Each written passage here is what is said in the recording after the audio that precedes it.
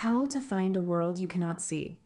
We have found more than 6,000 planets around other stars, and we have barely seen a single one of them.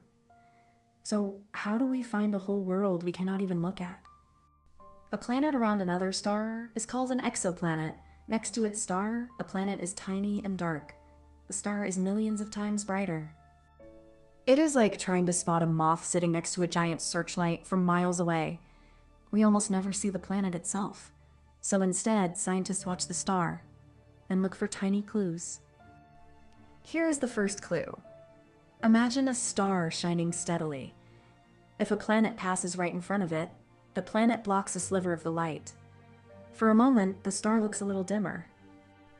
Then the planet moves on, and the star brightens again. That dip is tiny. A planet the size of Jupiter blocks only about 1% of a sun-like star's light. An Earth-sized planet? Closer to 1/100th of 1%. But our telescopes are so sensitive that they can catch even that faint blink. And the bigger the dip, the bigger the planet. This is called the transit method, and it is how telescopes like Kepler found thousands of new worlds. There is a second clue too. A planet has gravity, and it gently tugs on its star as it orbits. So the star does not sit perfectly still. It wobbles just a little back and forth. By measuring that wobble, scientists can work out how heavy the planet is. This wobble is exactly how the very first planet around a sun-like star was found, back in 1995. That world is called 51 Pegasi b.